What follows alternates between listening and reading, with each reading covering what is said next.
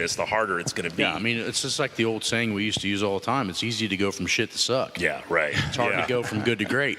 Yeah.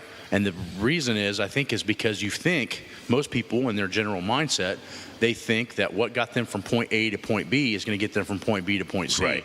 That is exactly the wrong approach. Right.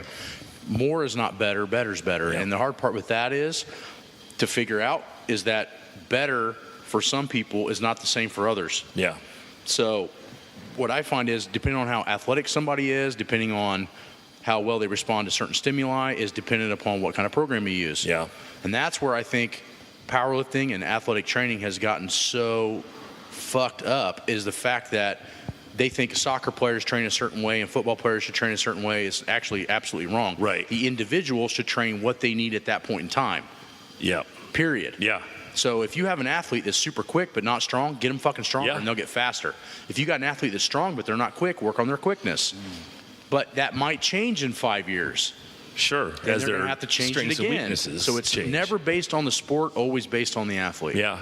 That's It's a moving target. Always moving target. And always that's moving. and a lot of times it's a moving target in the fucking dark. Yeah. And that's what makes training hard to figure out. It's if we all stayed in our prime and all stayed from 25 to 35 for 50 or 75 years, we probably figure out what works. Right. But you don't. Yeah. And the problem is as you train, you get older and you never step in the same pond twice.